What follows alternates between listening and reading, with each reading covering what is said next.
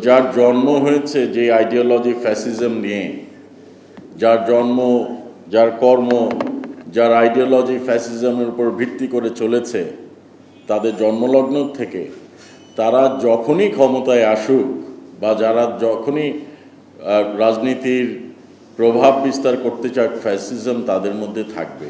আমরা গর্বের সাথে বলতে পারি যে সংবাদপত্রের কন্ট্রোল করা বা গণমাধ্যমকে কোনো রকম হস্তক্ষেপ করা, কোনো খবর প্রচার করার জন্য বা প্রচার বন্ধ করার জন্য, বিশেষ করে রাজনৈতিক প্রোগ্রামগুলো, আমরা কিন্তু সেই হস্তক্ষেপ করি না, করবও না।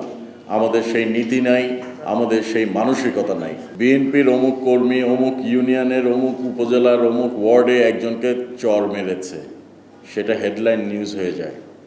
কিন্তু 22 লক্ষ ছাত্রছাত্রী প্রাইমারি স্কুলের ফুটবল খেলে একটি বিশাল প্রতিযোগিতা হচ্ছে, সেটা কিন্তু আমাদের কয়েকজনের পত্রিকা মিডিয়া ছাড়া দেখা যায় না। সরকারের পক্ষে কথা বলাটাও সাহসিকতা, সরকারের ভালো দিকগুলো তুলে ধরাটাও সাহসিকতা। কিছু কিছু কথা উঠে এসেছে। প্রথম, আজকের কালো দিবসের তাৎপর্য, কালো দিবসটা কিভাবে হলো, কেন হলো, বিষয়টি আমি যেভাবে দেখি, বিষয়টি হচ্ছে রুচি বলে একটা ব্যাপার আছে। রুচি কিন্তু গড়ে তোলা যায় না। রুচি হয় আপনার আছে, না হলে নাই। আপনি কোন প্যান্টের সাথে কোন শার্ট, কি কালার শার্ট পরবেন, সেটা আপনার রুচির উপর নির্ভর করবে। আইডিওলজিটা ঠিক এরকম একটি বিষয়। আপনার আইডিওলজি কীরকম হবে সেটা পরিবর্তন করা প্রায় অসম্ভব। তো যার জন্ম হয়েছে যে আইডিওলজি ফ্যাসিজম নিয়ে, যার জন্ম, যার কর্ম, যার আইডিওলজি ফ্যাসিজমের উপর ভিত্তি করে চলেছে, তাদের জন্মলগ্ন থেকে তারা যখনই ক্ষমতায় আসুক বা যারা যখনই রাজনীতির প্রভাব বিস্তার করতে চাক, ফ্যাসিজম তাদের মধ্যে থাকবেই। ৭৫ সালের যে এই দিনের কথা যেটা বলেছেন, ফ্যাসিজম তারা তখন দেখিয়েছে। তারা যতবার এসেছে ক্ষমতায়, যতবার এসেছে রাষ্ট্র পরিচালনার দায়িত্বে, তারা সেটা অপব্যবহার করেছে, কারণ ফ্যাসিজমই হচ্ছে তাদের মূলনীতি। তারা সংবাদপত্রের স্বাধীনতা হনন করেছে। 4টি সংবাদপত্র মাত্র চালু রেখেছিল। এই 4টির মধ্যে 3টি ছিল ওনাদের আত্মীয় স্বজনের, একটি ছিল বাধ্য হয়ে দিতে হয়েছিল, সেটাও এর পরে বন্ধ হওয়ার উপক্রম হয়। তারা গত 17 বছর কি করেছে, সংবাদপত্রের উপরে কিভাবে জুলুম নির্যাতন হয়েছে, শুধু মাহমুদুর রহমান সাহেব না, অনেক রহমান সাহেবের উপরেও তো আমরা অত্যাচার, নিপীড়ন দেখেছি। আমরা দেখেছি অনেক সাংবাদিকদের উপরে অত্যাচার, নিপীড়ন হয়েছে, রাজনৈতিক ব্যক্তিদের উপরে হয়েছে।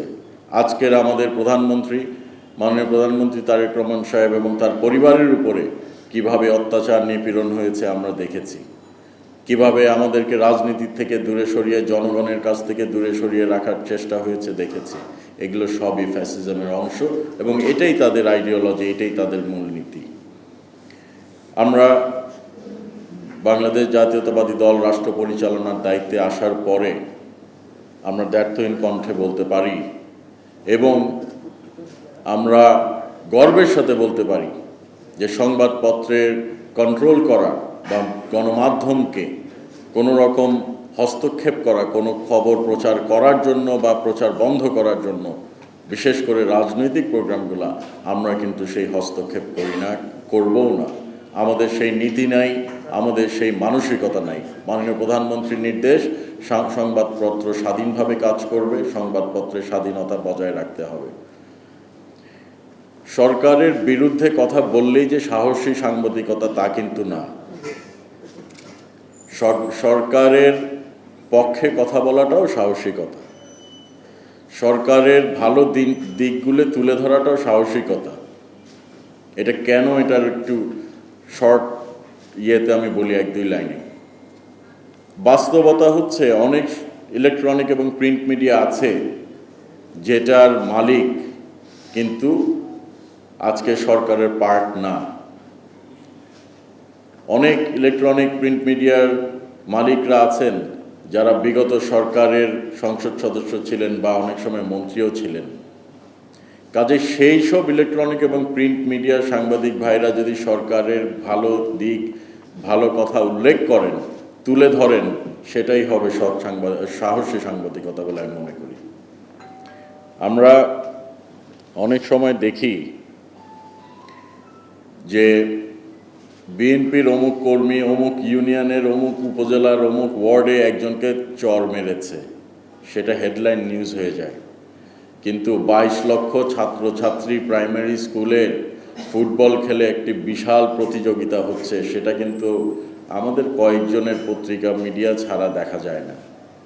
কাজে সকলে যদি সরকারের ভালো দিকগুলো আপনারা তুলে ধরেন, আমরা যেভাবে এনকারেজড হব, তখন জনগণ বুঝতে পারবে যে ফ্যাসিজমের বাইরে যারা আছেন তারাও ভালো কাজ করতে পারেন।